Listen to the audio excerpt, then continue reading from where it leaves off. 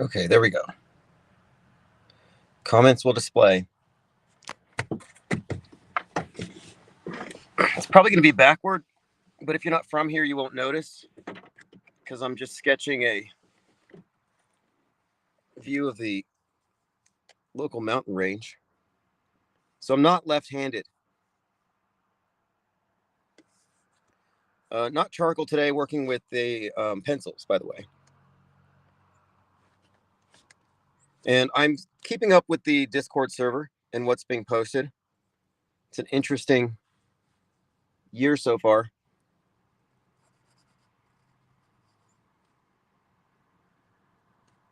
We're only 8 days in,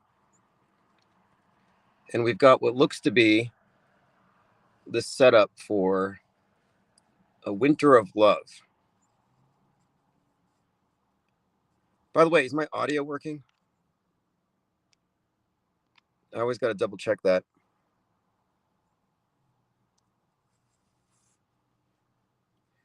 My view is somewhat obstructed. I saw one I really liked. I saw this place I need to get to.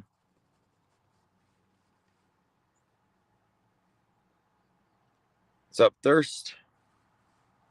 By the way, a lot of these charcoal drawings that I'm doing, most of them are cottonwood trees, but I listed them all on Ko-Fi. And I'm selling them in sets of 3.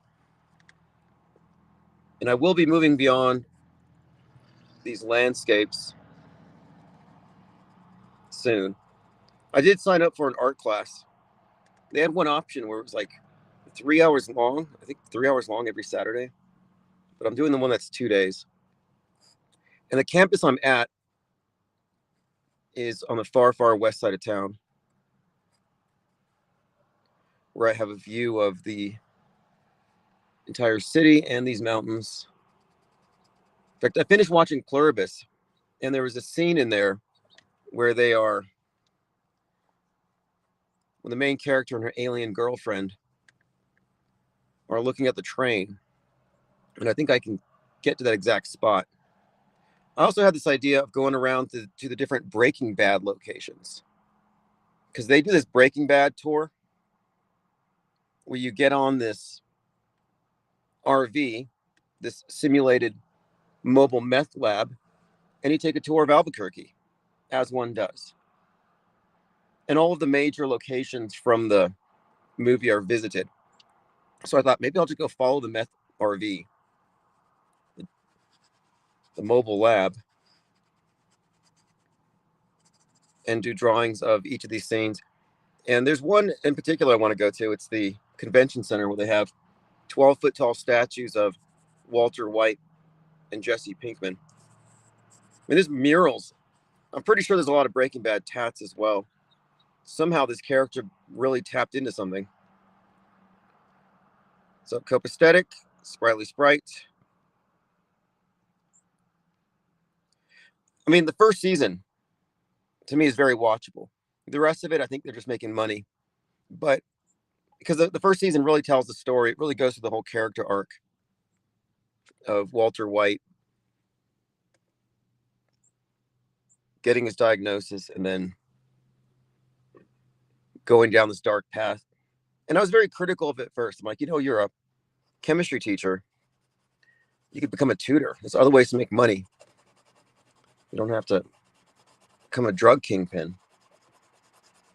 But after watching it, I can see the appeal.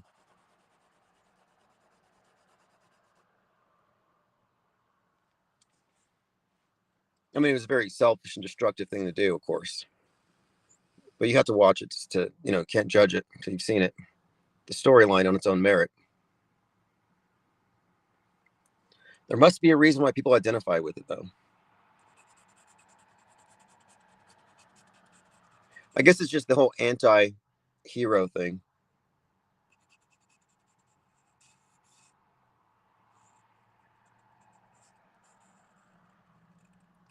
By the way, with this Twin Cities thing, this is a classic example of where your determination as to whether it's real or fake is not going to be solely based upon what footage you're shown.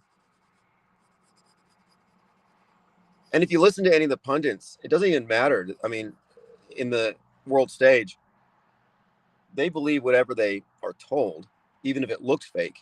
And to me, it looked like very well done special effects.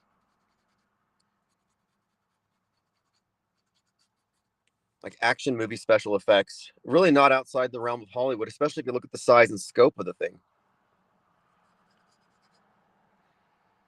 And there are many reasons why I've been suggesting here it's just probably staged, not worth overreacting to.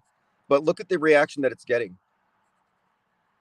And I briefly turned into Owen, what is his name? Owen Schroyer. And he's blaming Pam Bondi for it. And he's talking about, maybe the debate as to whether it was justified or not.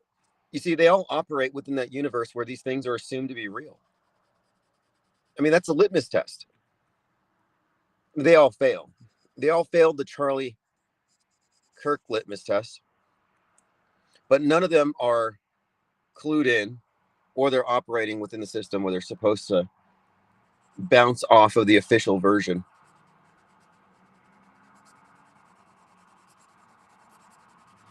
But I don't live in the universe where these things are assumed to be real until proven false, because the system's never going to tell on itself. And I'm looking at the way people are reacting to it, their emotions all tapped in, and then they go into the streets and they get involved. Mostly just burning calories and screaming. Most of them aren't going to be engaged in anything significant. And those that are likely, paid agitators or activists.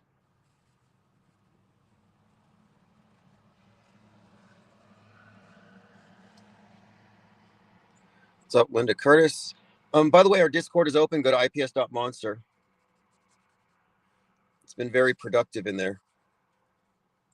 And I'm going to complete my list here. I have a list of terms and ideas and messages that seem to be prevalent throughout the zeitgeist at the moment, like the beehive thing, the alien as virus theme, mass extermination, the nuke theme. I mentioned how at the end of Pluribus, the last two words are atom bomb. And then, as Pippi Langstrup pointed out, and I saw an Al Jazeera article on this, Trump's going to resume nuclear tests after 33 years. That's the headline. And we all know the significance of 33 and fallout. Even Oppenheimer had the very conspicuous 33 built into it. Yeah, see, it looks cold. So you can see the mountain I'm painting back there. Sketching. Icy peaks. It looks cold, but it's actually not.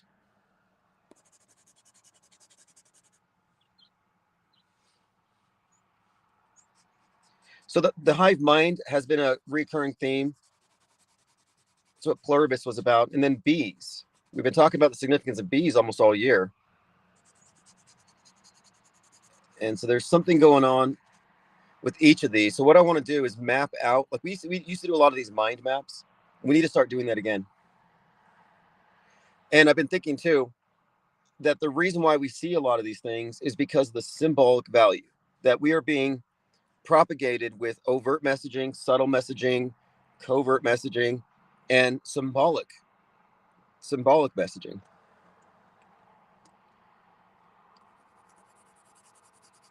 And I've been thinking this way ever since really the last few months. I've been listening to Man and His Symbols. I've been listening to a lot of Carl Jung. Oh yeah, good point, Jamarin. Ice symbolism. They even show an ice hotel in Pluribus. Right. Not coincidental. There are no coincidences on the world stage, just as a general rule of thumb.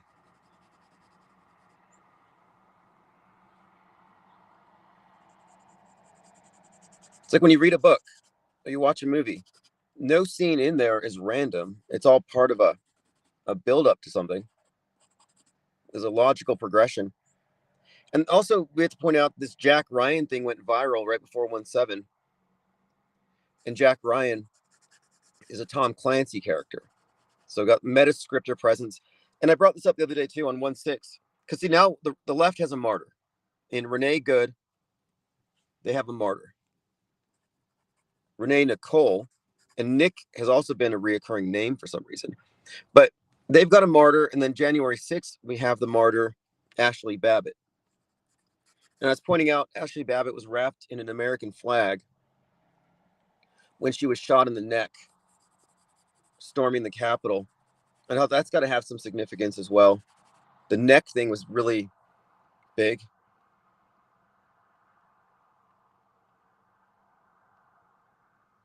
Izzy says, yep, and Pluribus, she's an author, and all her fans wore purple, and it was significant to her books. Well, also with the hive mind, you have collectivism is built into it. And the mayor of New York comes out and he says, we need to get rid of rugged individualism in favor of collectivism. So you got the beehive collectivism. And in Pluribus, that was really the main theme, was that this one individual was holding up progress. The whole human race was being held up from waking up and becoming one because she's stubborn. She doesn't want to give up her soul and join the hive.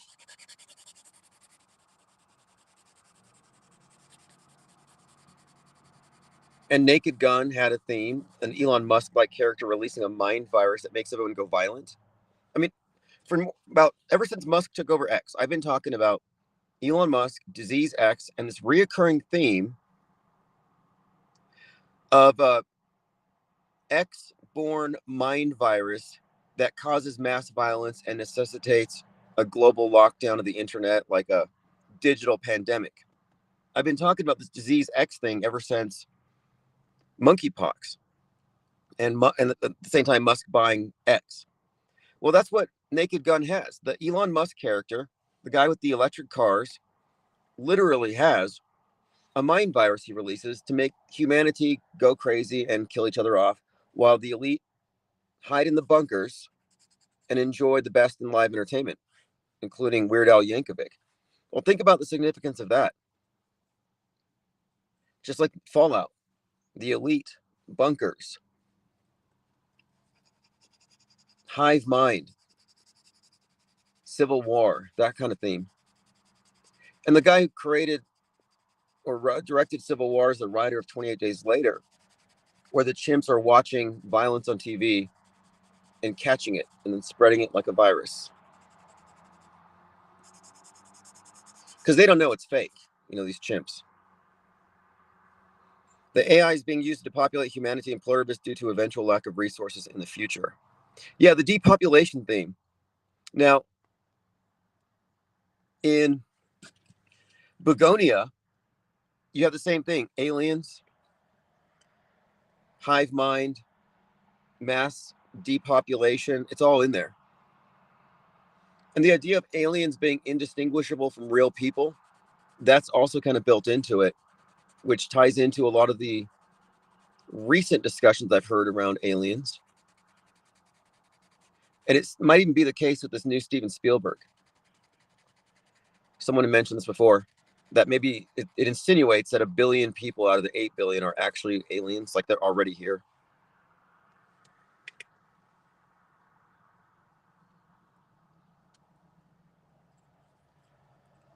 But one of the recurrent themes here has been collectivism, the bees, the hive mind. And in Begonia, the main character is a beekeeper. And the reason why he wants revenge against the aliens is he says that they are killing off the bees so they can eventually wipe us out, wreck our ecosystem, killing the bees. And the idea that bees are being killed off is kind of it's not a new idea in conspiracy circles.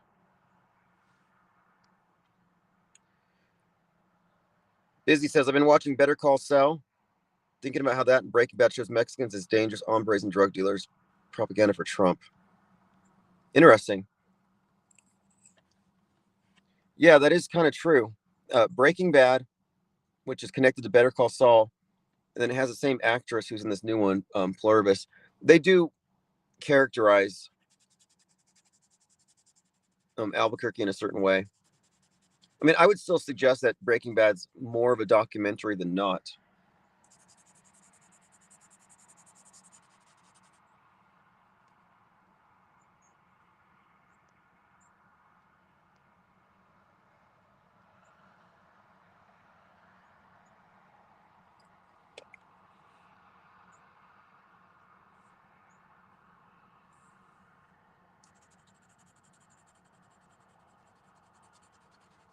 Also, the color green and its ties to the class war, the Antifa code built into Wicked, that ties into this as well. And at that event in the Twin Cities, which by the way happened really close to where George Floyd was killed, quote unquote, there was a guy there with a green jersey that was sprayed in the face with some kind of, like, looked like bear spray, and then someone else with a green umbrella. So the umbrellas were a big symbol during the outbreak of the BLM riots, if you recall. Remember, the riot started with the umbrella man, the guy with the umbrella smashing up the AutoZone before they set it on fire.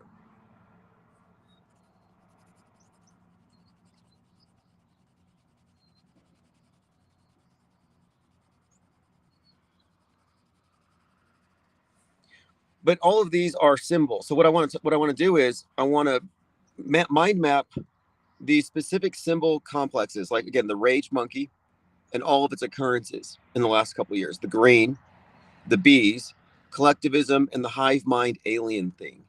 I want to kind of consolidate our research in these matters because much of what we talk about is just political figures, personalities, and influencers. But there's a whole other level to this. And that's the symbolism. And we started talking about this when I was getting into the Saturnian stuff, which again, all of this deserves its own map. We'll whiteboard this stuff when I get back this evening. So tonight we're going to do some live whiteboarding. Busy says, interesting, the woman killed his name Good.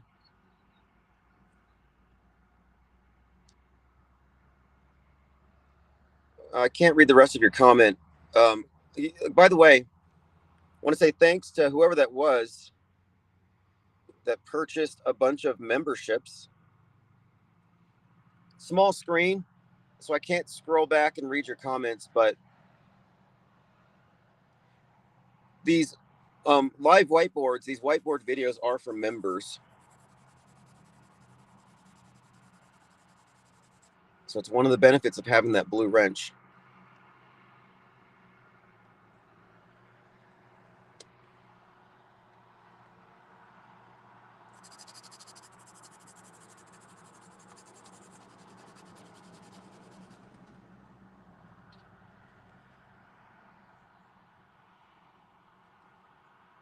Appreciate the channel support.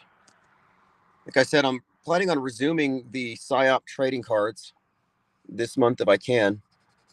I have a plan for that. And books are out, so if you check your tracking numbers. Oh, the Wicked movie, the new Wicked movie is called For Good. Okay, I didn't know that. And I've yet to see it. I need to go watch it. I reviewed the first one. Jamirin says, do your dreams seem more synthetic and less organic these days? Lots of weird things going on. You know, I hadn't dreamed in years. It'd been like 7 years, no dreams. And then I moved out and all of a sudden I'm dreaming again. And my dreams have been very vivid, but I've been falling asleep listening to audiobooks. I fell asleep multiple times trying to finish Pluribus. And it's like these ideas are working their way in. Although this morning I woke up to a very vivid one of some lady handing me her baby. And I'm walking through a zoo and all the cages are open. And then the tigers are coming after the baby and me. I'm like, okay, what the hell does that mean? There must be some explanation. Maybe there's some video I watched or something I heard. But anyway, my point is this.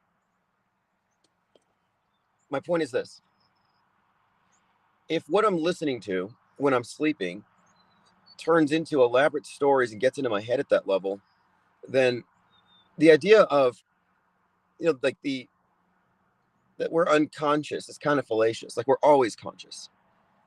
It's just not all being filtered through our center of awareness, our ego level awareness, but it's going somewhere. It's interacting. Mind viruses are being deployed. And this is another reason why I want to talk about the symbolic, the archetypes. Jamarian May says they did release all the animals from cages during Pluribus. Yeah, that was right. That was right. The animals had been released.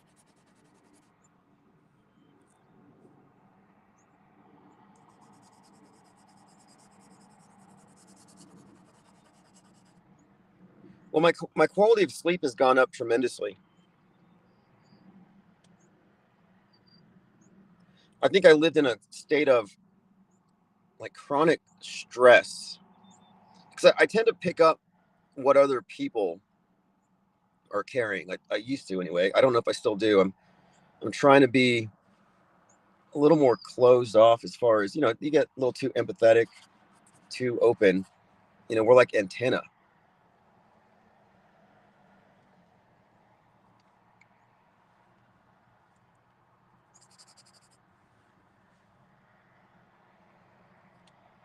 But now I'm alone 95% of the time and I sleep better. I don't think it's a coincidence. I think human beings are largely toxic.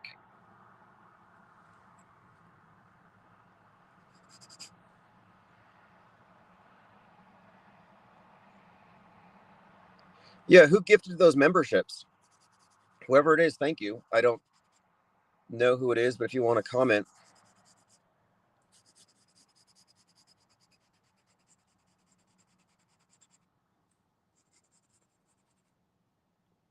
I'll be listing more artwork tonight on Ko-Fi, and whatever doesn't sell tonight, I'm just going to throw onto eBay. All of this is going into the think tank. I'm starting school next week, and I was approved, so I will be covered through my entire degree plan. But I do need to make a down payment for the first one before my financial aid kicks in. But I'm doing this for a few reasons. Mostly completing my studies related to journalism, which has everything to do with what we're doing here.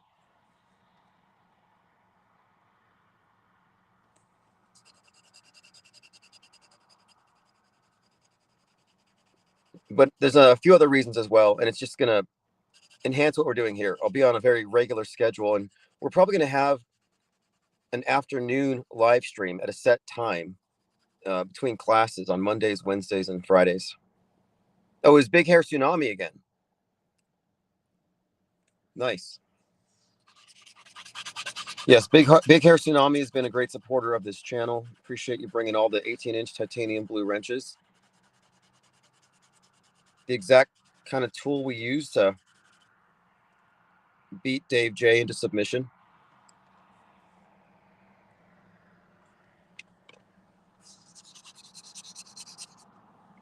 Yeah, Poncho says, love the 24-hour play on TuneIn. I'll put links to that. IPS.monster has the same playlist. So I am doing a 24/7, and I'm doing the last 3 or 4 live streams on a loop. And I'm starting to throw in music again. And I'll throw in additional content as we go.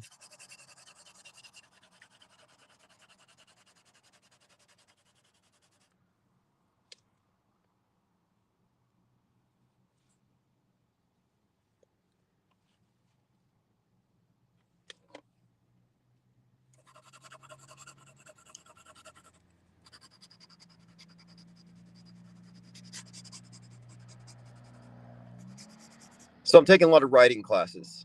And, there's a format, AP format. There's certain standards that you have to meet. I think that, you can't rely on Grammarly and AI to do everything. You kind of can, but it shows. So I think it's just a practical thing to try to improve the product. And the Insider Tabloid is one of the main things I really want to see launch once the PSYOP trading cards are out there. So before the end of the year, I do want to get the tabloid going, and I want to get the IPS Press Club active. A lot of press pass carriers.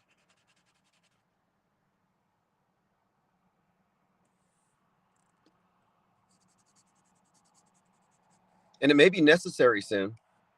We brought those out because of the lockdowns.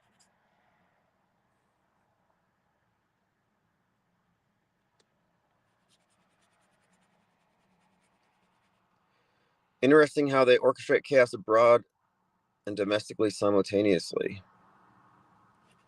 Yeah, someone had commented how, I think maybe it was Fakeologist. He was like, do you think that they take, like, the PSYOP entertainment complex, do they get holidays off? Like, are these people like regular government workers? Because it seems like there was nothing going on until we got past New Year's. Although we did have a New Year's event, a tragic fire, if you think it was real. I kind of don't think it was now.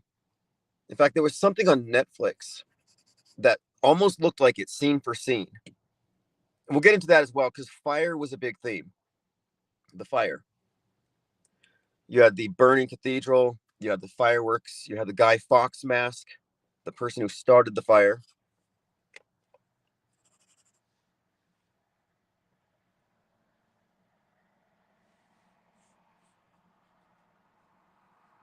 And why wouldn't we expect them to speak with and to create content with subtext and with archetypes and symbols? I mean, that's one of the things we do see. But I think these things have always been overly mystified. Like, this is a ritual. What does that even mean? I'm tired of hearing truthers say, oh, it's just a ritual. What does that even mean? Like, maybe it's a form of communication because the minds behind this are very well aware that we can be communicated to, even in our dreams, and that they can hit us with archetypal messaging, symbols that still resonate, that still embed, that still operate as meme plexes. Essentially, we're being infected with mind viruses all the time.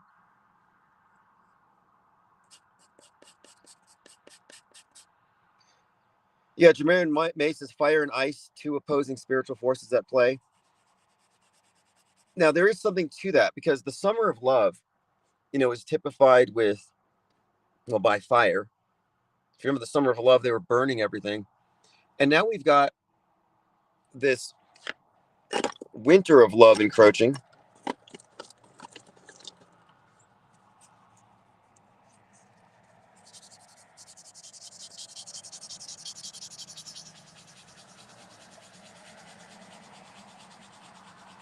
Yo, there's a 79-year-old millionaire asking for someone to give him a son to carry his fortune, says lasers go pew pew. You mean he's looking for a girlfriend? Can't he just go on a dating site like anybody else? Why does he need to announce it unless he's like Willy Wonka and he's having some kind of a contest?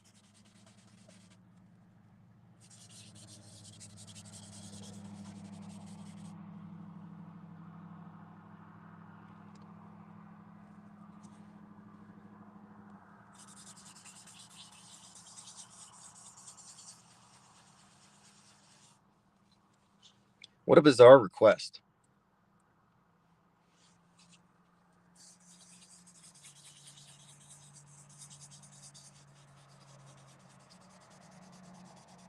But anyway, if I know anybody, I'll let them know.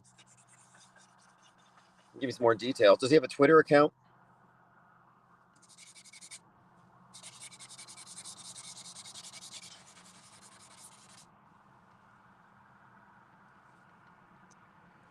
All right, we are just sitting out here on the edge of town. What is it? Today's the 8th. So tonight we're going to go into the symbols. We're going to mind map the symbols. Slight departure from our usual Metascript breakdowns, but I don't want to ignore that aspect of it, of the show.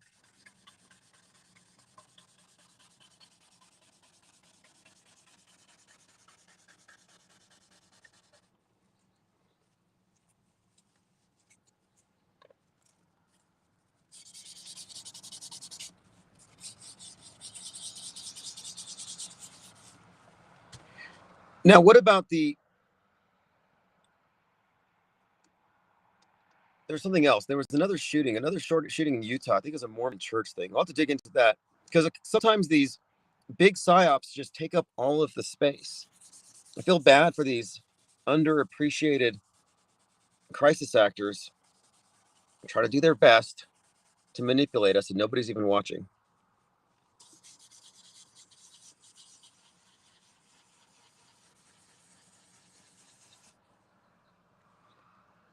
Again, if you ordered the books, you can check your inbox, check the tracking numbers. They are en route. I don't think I'm going to be selling any more signed copies directly, but over the website, but I will have them in person.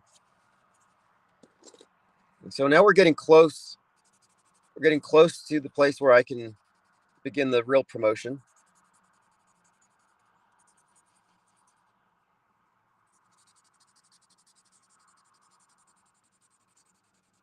And this is why I'm doing all these mind maps and infographics, because I want to ideally read a chapter from the book and then describe its real world application. And then, what are the benefits? What's the point? Because a lot of people will ask that, because a lot of people don't think for themselves. Like, why does it matter? What difference does it make? Well, I can explain that in a number of ways, why it matters and what difference it makes. And part of it has to do with the very notion of peace of mind as an alternative to mind war, and the pointlessness, the futility of mind war. And I'm not trying to be black pill when I'm saying we have no power on the world stage. I'm not trying to be demoralizing and saying, it's all futile, even though it is. What I'm saying is that we don't have any power on the world stage. Disengage from it, detach from it. You have power and agency off world stage. Your voice isn't going to be muted and ignored. Your insights, your observations aren't going to be marginalized from the off world stage perspective. The only issue is there's never been a platform for this, but we're the ones starting it. It's very Kafka-esque to see through something, and then none of the people in that field are able to corroborate in any way. I mean, imagine if your interpretation of geopolitics of the world today, imagine if you got it all from Owen Schroyer. You would not have a clue. These people are all playing into the emotional manipulation, the collective gaslighting, the learned helplessness, and the passivity, passive consumers of psyop slop. Okay, his name is Sir Benjamin Slade. He's a British baronet. He's looking for a younger wife and a male heir to secure his Somerset estate. Again, I don't know why he has to go public with that.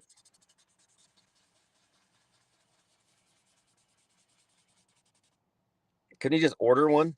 Like, don't they have mail order brides? Like, I mean, people in his position don't need to ask social media. I mean, unless he's doing some kind of a game show, like a Squid Games like thing. But anyway, I don't know anyone who's looking for a 79-year-old multimillionaire.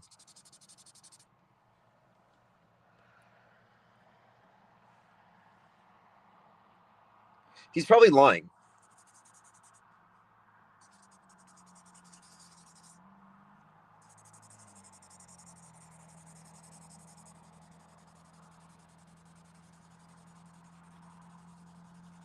Could be a ruse.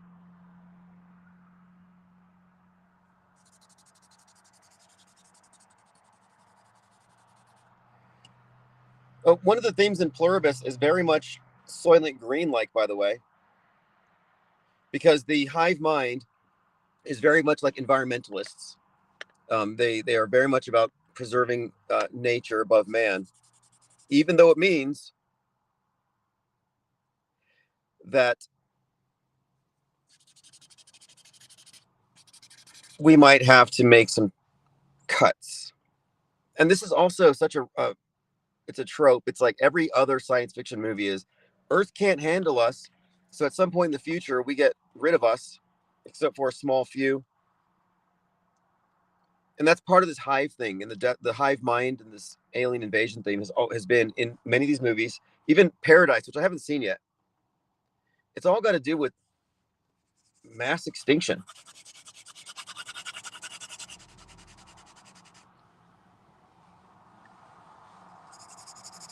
I think part of that is just inculcating misanthropy into us so that we feel like, yeah, we ought to be eliminated. Look how bad we are. And this might have a long-term agenda. Convince them that they're terrible, that they can't rule themselves, that they need an external authority like aliens to come save us from ourselves, aliens or God. And many people conflate the two. And once people accept that as a premise, as an eventuality, that we're going to need to be helped out here by our space brothers or a higher power, once people accept that premise, then they can introduce things like AI. And they'll sell people on the idea that we're better off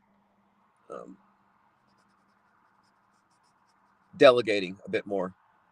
And I'm fine with certain things. Like, let's delegate Taco Bell to robots and all fast food and all restaurants and convenience stores. You know, convenience stores getting shot is kind of a big thing. Getting shot up, getting robbed. It's a dangerous job. Well, when you have the Terminator behind the cash register, it's not going to be such a big deal.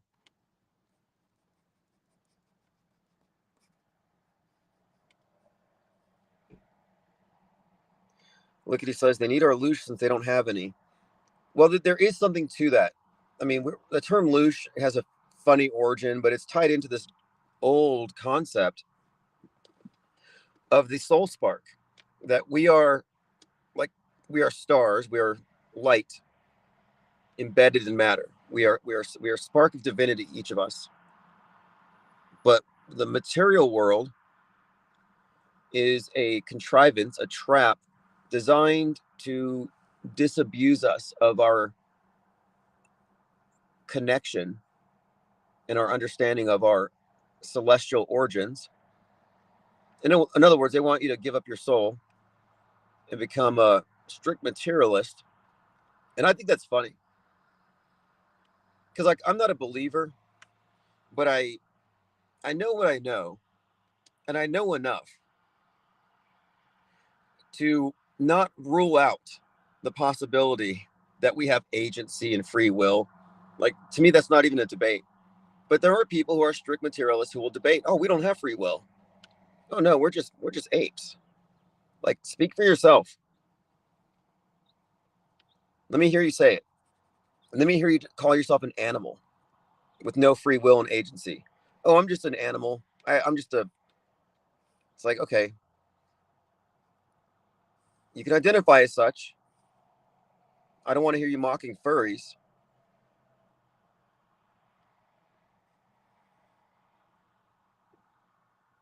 But I don't want to be condescended to by those who have accepted that as somehow some higher form of knowledge or a higher understanding, as though we don't have any blind spots, as though we have figured out everything there is to know.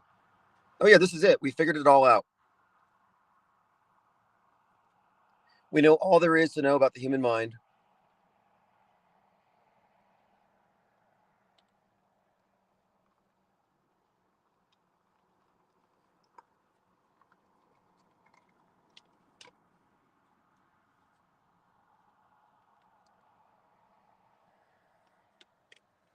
Oh, by the way, I think that I want to get back into publishing, like this topic of creating an IPS library. You know, we talk about the movies that we watch that are relevant to the situation, but I want to get into the books. And I found a few books that I want to produce, or rather, republish, public domain books. Like Edward Bernays' Propaganda, that's public domain. So I'll probably publish the IPS version of it with a forward explaining the significance of it. We're talking about Edward Bernays.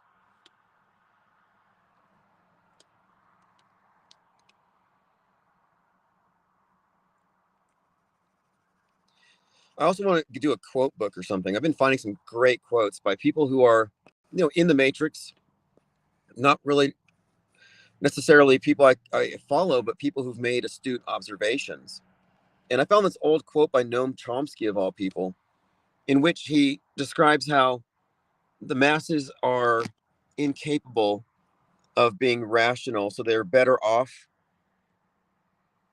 delegating their authority to a specialized class. It was just a very revealing statement.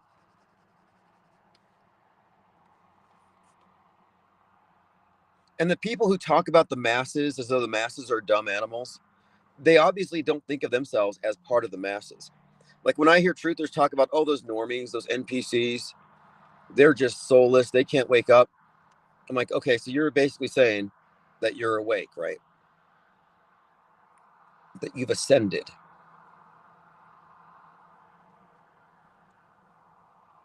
Like, I don't think the fact that 99% of the people fall for the stuff means that the people are dumbed down. It means that they have a blind spot with regard to worldview, which is something that's largely outsourced, things that you take for granted. And I don't think that's really a strike against someone. It's just a lack of situational awareness. But it says more about the skillfulness of the liars in charge than the believers themselves. Sprightly Sprite says, Amusing Ourselves to Death. Oh, yeah, Neil Postman. I have two of his books. I have Amusing Ourselves to Death. And I think it's called, what is it called? What's the subtitle?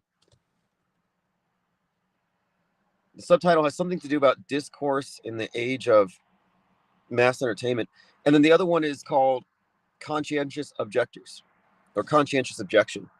In fact, when I say that I'm a conscientious objector from the Psywar, I actually got that phrase from Neil Postman.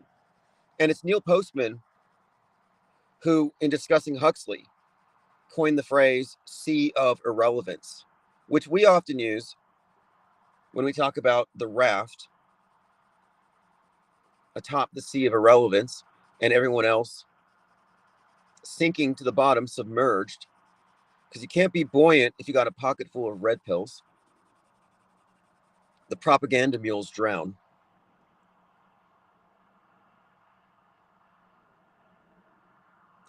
Look at he says, I give you my permission to use many good quotes. I will. Should do a quote book. I mean, okay, there's another one from Dune Messiah, Frank Herbert. They are not mad. They are trained to believe, not to know. Belief can be manipulated. Knowledge is dangerous. So this distinction between believers and knowers is something that I make often. We're conditioned to be believers. We're conditioned to conflate the two. That's why so many people who are mere believers are so arrogant and pompous and ready to fight over it because they think it's knowledge. It's like, no, you're carrying counterfeit knowledge. It's like monopoly money. It's fake. Your beliefs have no value. No, your currency doesn't have any value here in the off-world stage.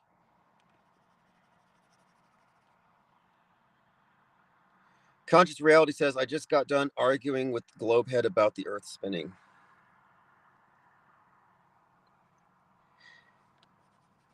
Yeah, now where are we on that? I mean, the best you can do is walk away saying, okay, you believe that to be true, but you can't claim it to be knowledge. There is a leap of faith required to go along with NASA's version of things, this science fiction infused hyper reality. It's not like you can see it for yourself. And we're still lacking any picture of the curve I've seen from Earth or any indication of a curve. It's just purely subjective. So one of the good things about that whole debate is it got people to stop lying and admit the limits of their knowledge and where you're kind of left in this position of having to have faith in government, have faith in your propaganda because you can't know for yourself. And you don't have to be a believer. If you don't have enough information, you can be agnostic about it. Generally speaking, with regard to matters of science, you can't be agnostic. That would be an appeal to ignorance. For example, to claim that chemtrails exist That contradicts the known, testable, repeatable, observation-based science. But you can't really say that the Mars rover and the footage of it constitutes scientific evidence in the same way. You can't test it the same way. You can't measure it the same way. And also, when you look at the monopoly on that content, the space agencies, and the decades of fakery and funny business, there's no reason to trust any of it. NASA's a liar. And there are some who are trying to bring in this, like Joe Rogan, for example, that, yeah, the moon landing was fake, but we had to trick the Russians. But they don't say space is fake or space travel's fake.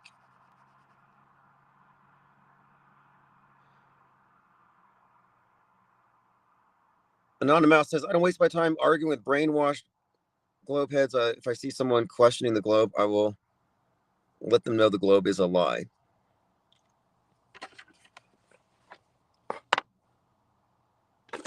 Yeah, it's a complicated discussion because the way the media has framed it, to not believe NASA is to therefore be some kind of backwards Bible earther,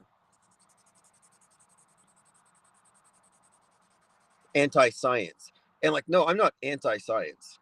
And I found that to be alarming when anti-science got injected into that whole conversation.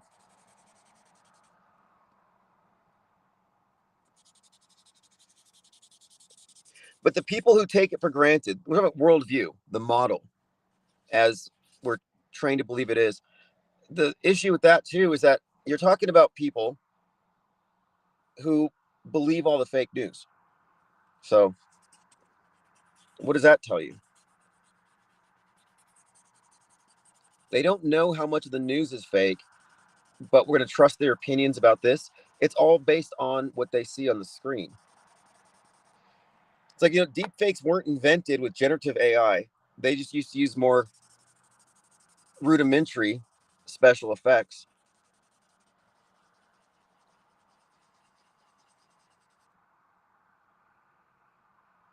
I had this epiphany, though, a few months ago. I decided I am no longer going to debate with people who have settled opinions because I've made the same points for 5 years with anti-vaxxers, with Mandela affected, with chemtrail huffers for 5 years. And not one of them, and I'm not joking, not one single believer in any of these scenarios has actually listened to my evidence. All they do is they get emotional, they get angry, and they accuse me of working for the airlines. Like, I'm getting frequent flyer miles from Delta and Southwest every time I debunk chemtrails because I'm a shill. And I don't believe in global warming because big oil pays me. And oh, yeah, Dr. Fauci drops off a suitcase full of cash here. Every week I push back against anti vaxxers. I guess for such people, independent opinions don't exist. It's the case with them. But no, I've independently arrived at opinions that go against the orthodoxies of Trutherville. So I'm like, well, believers are going to believe. And your belief is inferior to my informed disbelief and my knowledge.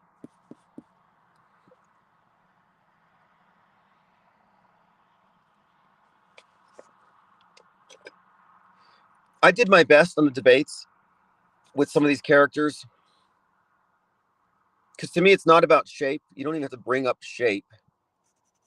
Really, it's about worldview and how you got it. And when it comes down to it, I think it's more complicated than that anyway. I don't think the model we've been given, the scientific model, the reductionist model, can be complete without including man as part of it. Not merely another species of animal,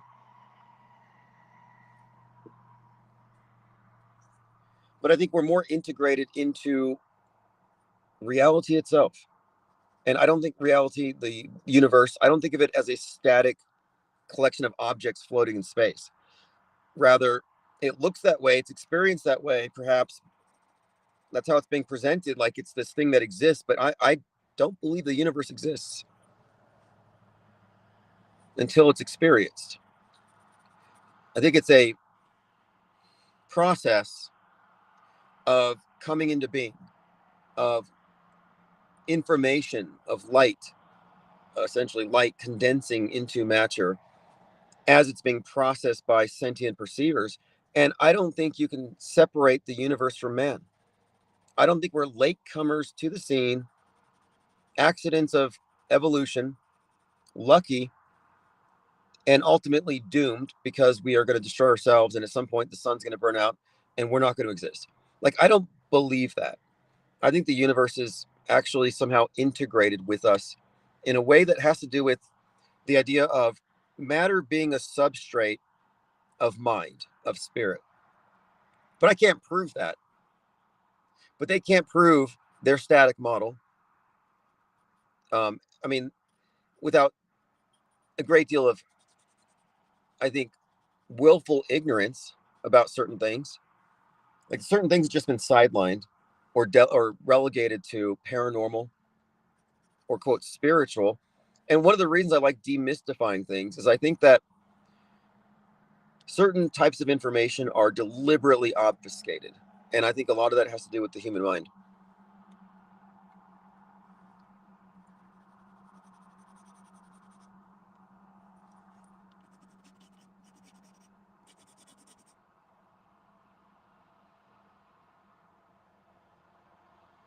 Laser say Nick F is controlled op. Oh, Nick Fuentes is just a funnier, a younger version of David Duke. If you listen to his rhetoric, have you seen Black Klansman? Black Klansman, Spike Lee, major meta scripter, by the way. We'll have to discuss his work. Black Klansman has this David Duke character who looks just like Nick Fuentes with a mustache, and he's got this America First. And they toast to America First.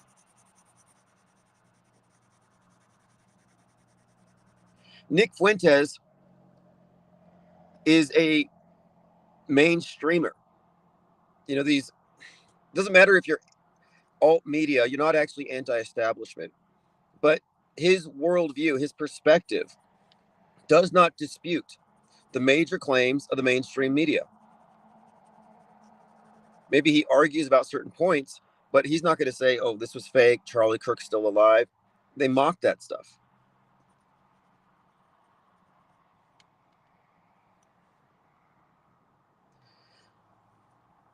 Yeah. Another thing about Nick, too, is he's a woke right.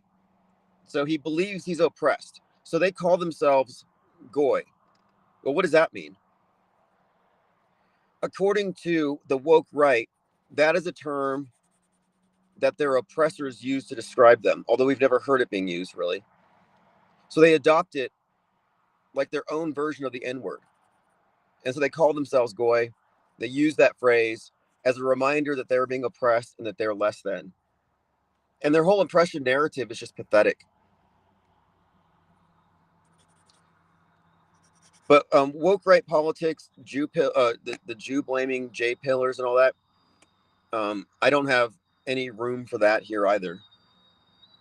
It's just intellectually dishonest and lazy, and it's just a weak overall take on things.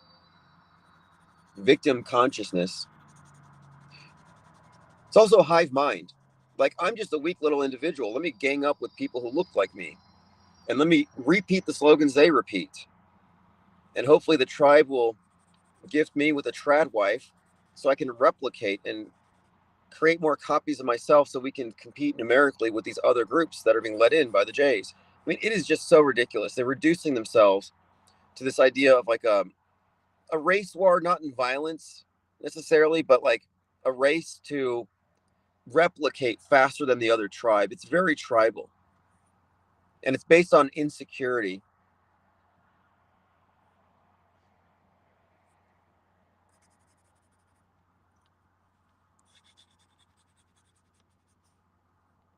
Yeah, people who are still hooked on these narratives in 2025 are just, to me, they're looking like they don't do their homework, or they don't think, or they're just looking for something to belong to.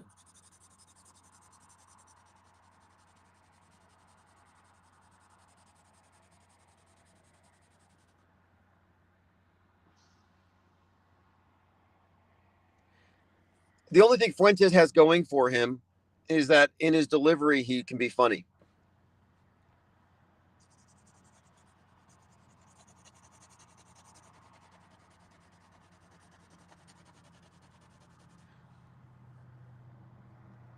But he's funny to me in the way of like a parody. Like he's a parody of extremism.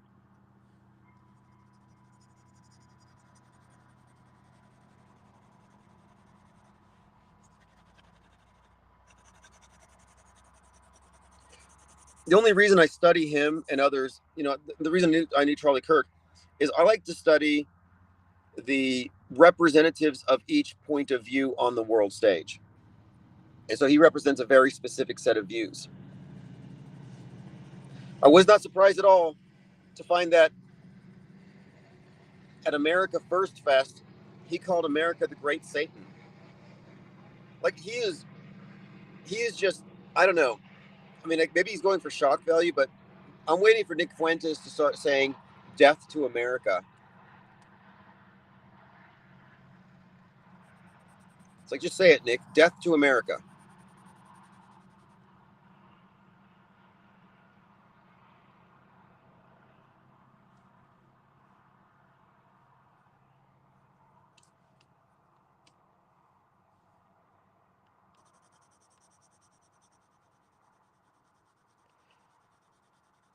No, I'm not wearing camera glasses. I saw some. I saw this pair of non-prescription glasses, or like $700. You wear it on your face, and it's an AI assistant.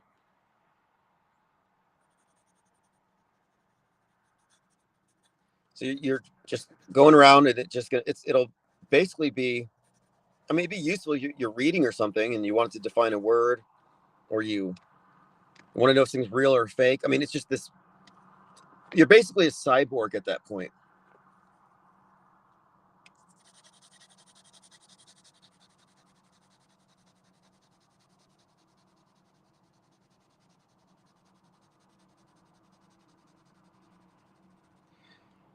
Speaking of controlled op shills, Candace Owens is definitely done.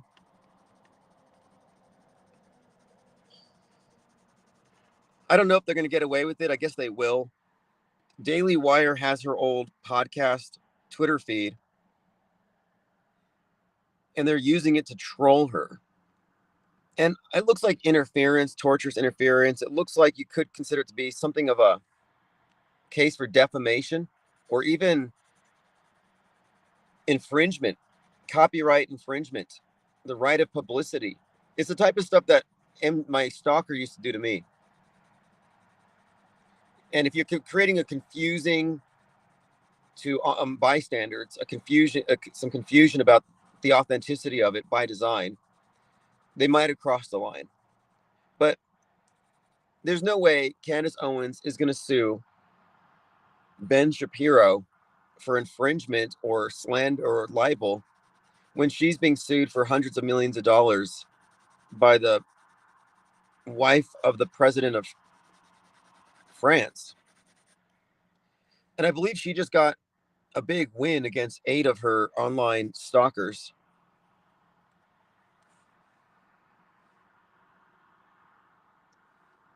No, we don't have any common grounds with Nick Fuentes.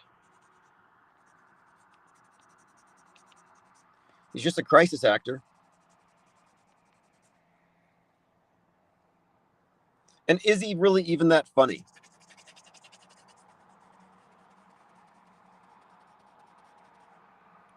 I don't know. Like again, I think it's funny as parody. Are his ideas dangerous? I don't think so. In fact, if anything, I think his job is to neuter the ethno fascist section of the far right white nationalists. Like, I think his whole point is to deflate them, to demoralize them, to make them into a joke.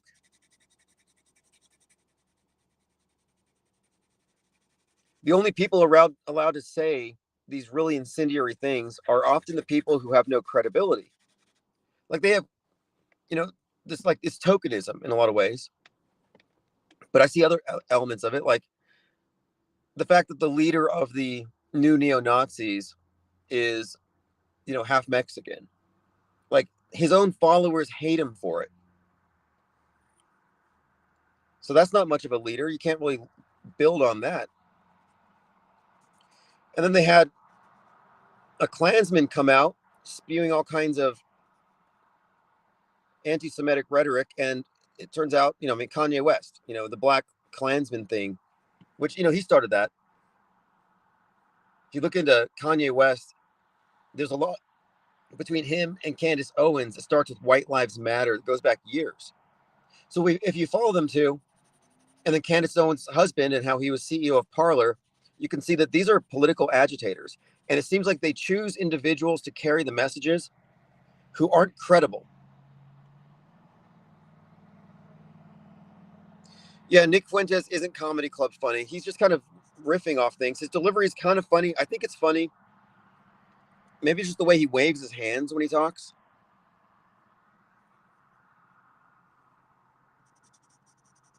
But his views just aren't realistic.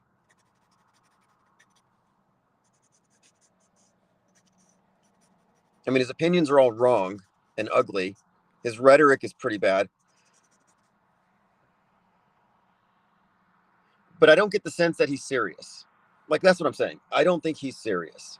He cannot be taken seriously. And that's why he's allowed to hold that position.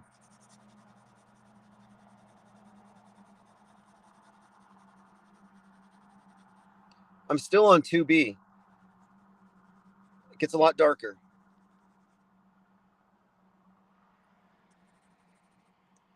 I'm just going by layers here. So there's a casino. You can't see it from here. It's at the base of the mountain. And I was just studying it. And I have to go find out.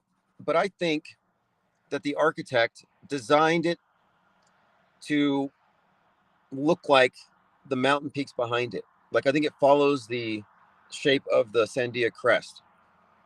So I had to look it up online. The Sandia Casino. Sandia, which means watermelon. You can't see it now, but usually this time of night, they're pretty much red, which is where the mountain gets its name from.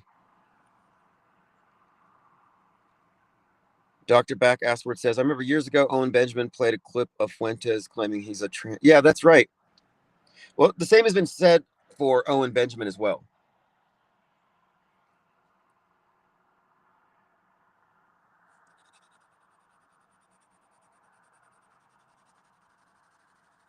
Owen Benjamin fits right in with the MAGA van, woke right. I think he was given a collection of talking points. I don't believe that he's organic. The most banned comedian, and after Charlie Kirk gets shot, he's like, oh, we need digital ID to go online. We can't just let anybody go online because look at this violence. This leftist Antifa was radicalized on the internet. No more free speech. I'm like, you're the most banned comedian on earth, and you're advocating for censorship? Nothing sus about that.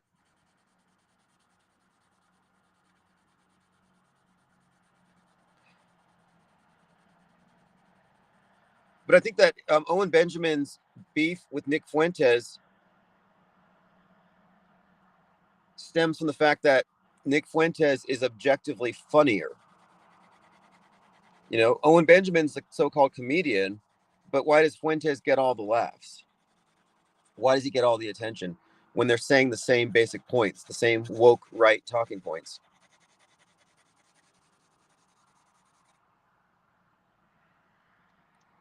I'm not saying Fuentes could deliver funny stand-up, but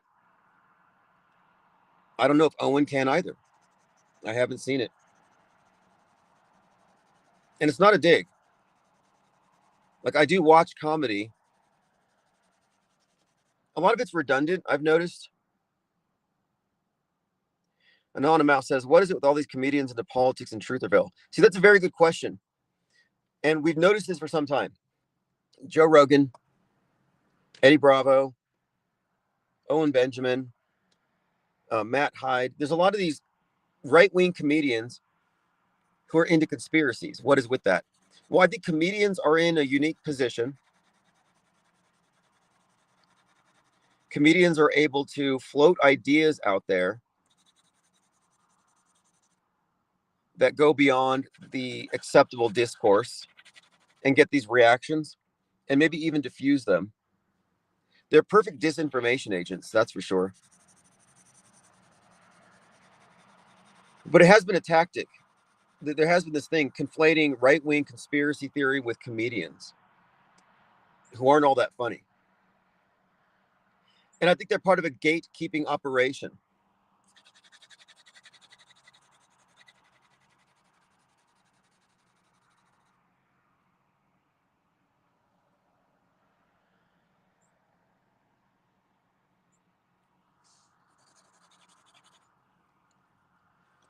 Right. It's definitely getting a little darker. I think it's going to rain. If I had my watercolors, what I sometimes I'll do is I'll do my watercolors with the rainwater, especially if I have watercolor pencil. But I'll use the locally sourced rainwater to thin the paints.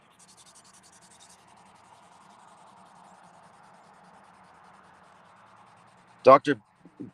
Bass Ackworth says, made by Jim Bob, he is sus AF. Well, at this point, if somebody isn't off-world stage, they're kind of irrelevant. Sus or not, agents or not, I'm not even asking, I don't even care. If your opinions are coming from the mainstream or alt mainstream box, your establishment. Bottom line. And if your establishment, you're doing the dirty work of Big Brother, you're spreading Big Brother's propaganda. If you're a propaganda mule, an unpaid crisis actor, a volunteer in the war against your own interests, yeah, you're not all that relevant or insightful or aware. Like one of the things that we're going to see as this year progresses is the outgrouping of those with the alt mainstream position, with that perspective. Anybody with that as their starting point, we're talking Owen Schroyer level of thinking. Yeah, you're going to be at some point outgrouped, not by me, but by the process. The fake news wood chipper, which is what we are, which is what the think tank is, isn't going to have room for fake people. They will go into the wood chipper with the fake news.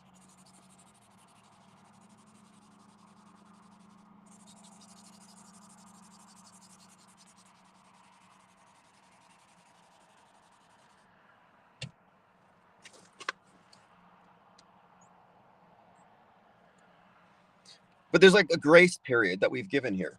Like we've given a grace period. We put the information out there. And look, some people are evolving. Mr. E, who I don't endorse all of his views by any means. He's a religious person. He thinks the world is run by what is it, EGIs, like Trump's a woman or whatever. Like that's fine. You can believe that if you feel like it. Seems like a lot of work to sustain such a nonsense belief. But I hear him talking about concurrent programming. That's cutting edge, despite the other things. Concurrent programming breaks the matrix, and we introduced that. And I'm glad to see it being used. This blending tool, it's called it starts with a T. It's rice paper. It's spelled similar to tortellini, but it's not a dish. I'll just look it up. I can't right now.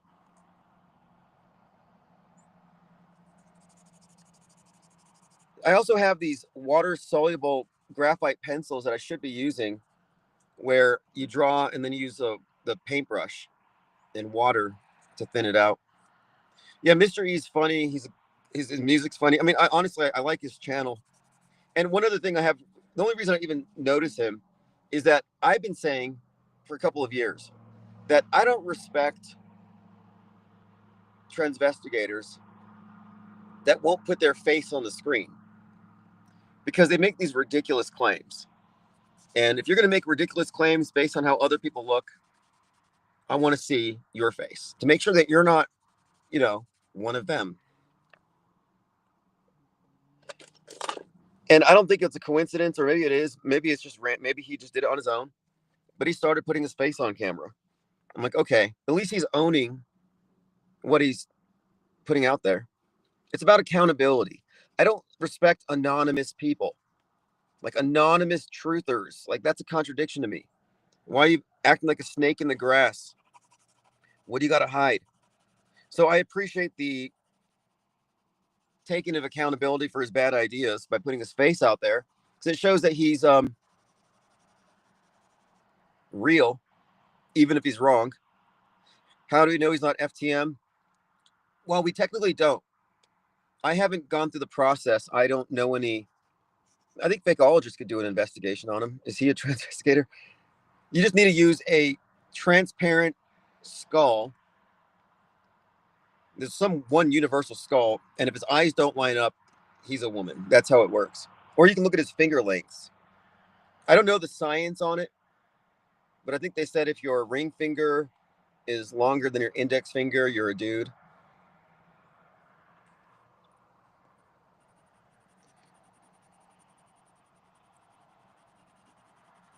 That's misinformation.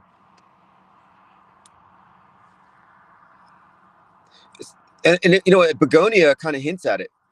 In Begonia, the main character is breaking down how he can tell that Emma Stone is an alien.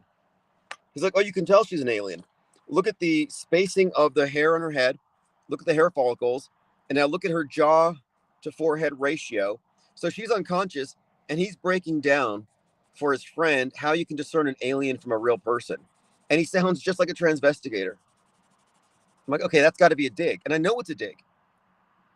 Because later in Begonia, they start showing the flat Earth map. I don't want to give you any spoilers because the movie's worth watching. So in a few months, I'll talk about it, but you got to see it. You got to see it for the end. But it does bring up the idea of mass extermination, like humanity being,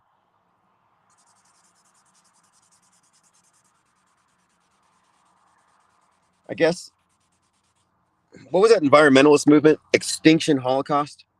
We're extincted. We go through a mass extinction because we're so bad for the earth. I think that's always the bottom line. We didn't recycle enough.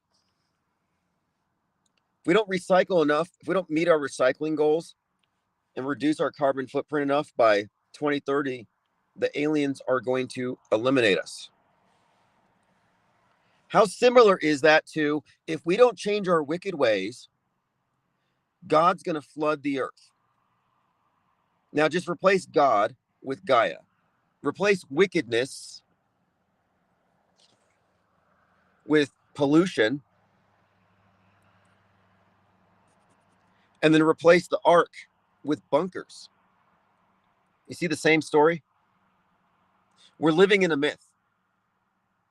They have constructed a world stage that has mythology built into it.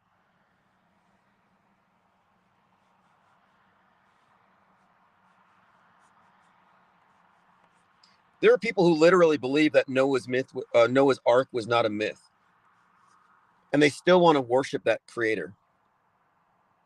I'm like, no, I can't even swim that well. I think the idea of drowning with all my friends and families and pets, I think that's horrifying. And if your God construct did that, like, we're not cool. I don't care if he had to kill the giants or the Nephilim. Whose fault was that?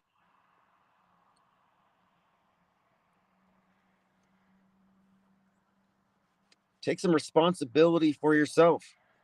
Maybe you should spend some time in hell thinking about how you screwed up by not protecting your flock from your own creations, your rapacious angels, and then blaming us for it. Like, no, God can go. The God of the Bible, the God construct, should serve a term in hell. It doesn't have to be eternal, but just long enough to think about what he did. You can't scapegoat the innocent and kill them en masse because of your own screw ups. So I don't even like that story.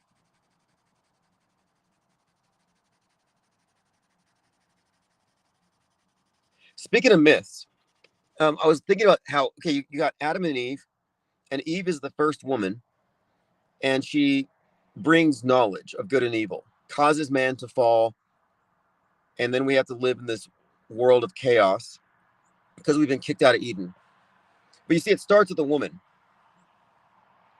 In the Greek myth, you have Zeus, and the first created woman is Pandora. And Pandora opens the box and releases chaos into the world. And then what happens? Zeus has to flood the place. Zeus has to flood the place to clean up. So another flood myth, another woman starting it all. And then you look at the Gnostic concept where you have the source of all life. It's not the Christian God, it's this amorphous, impersonal source of light, like a big bang, but just consciousness. And everything emanates from it. And out of its forehead is born the first woman called Sophia, the embodiment of wisdom. Well, it's Sophia who creates this character, which they refer to as the demiurge. And the demiurge is such an embarrassment that she hides him in these clouds. So the demiurge wakes up and he thinks he's God. And he creates the world, he creates man, and forces man to worship him. So in the Gnostic myth, man is also the byproduct of not only a false creator who's imprisoning him, but that this entire dilemma, this entire ordeal is the result of the first woman. Like, it's a recurring theme. And I think this might be some mythical way of conveying the idea that your hardships begin when you're delivered, from the moment that you're born. Busy says, don't look into Pandora's box. Hey, you got to watch, if you haven't seen the Barbie movie, and I did a big I've done breakdowns on it. The Barbie movie contains all these ideas. I refer to her as the horror of Babylon. But there's a great deal we could unpack with that particular icon, that archetype. This is going to be really fun. I think 2026 is going to be great as we go into the weeds, as we go into the details, because we've done a lot of research. We've discussed these things in depth, but I'm looking forward to the great deconstruction project as a way to consolidate a lot of our information and ideas on these matters, creating the body of content that will represent the foundation for the off-world stage. So you got the off-world stage perspective, but what are the fruits? What's the result of it? What happens if you have this perspective? What is the body of information or research you have arrived at? Well, that's what we're going to be producing. That's what we're going to be consolidating and organizing very soon, starting tonight. Yeah, exactly. The opening sequence of Barbie tells it all. Kubrick references, but Margot Robbie herself, the actress, is one of these. We have meta scripters, but you also have actors who are repeatedly represented in multiple movies with specific messaging attached. So she's been she was in Babylon. She was in Suicide, what was it called? Squad. I think she was in Asteroid City. I was told. I have to rewatch that now because the friends I was with couldn't stand it and we had to walk out. But Margot Robbie, as an archetype, embodies the New Age goddess, the Thelemite OTO goddess of Aleister Crowley, the Scarlet Woman.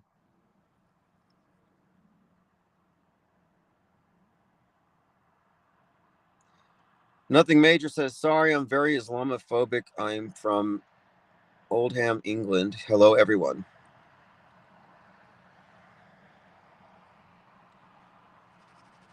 I guess I'm just religionophobic. Like I'm like phobic of all the religions.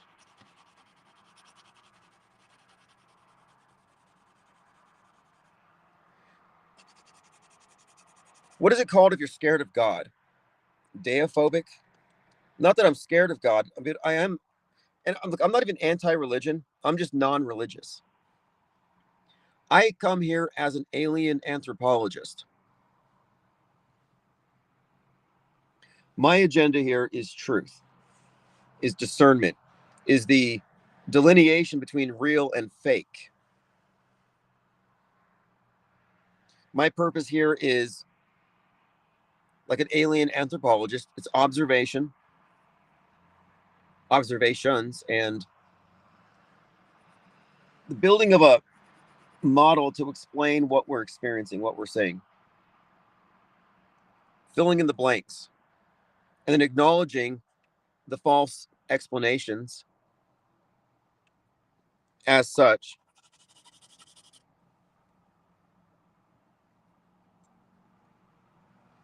No, I'm not really anti. Again, I'm not anti-religious. I'm not even anti-God.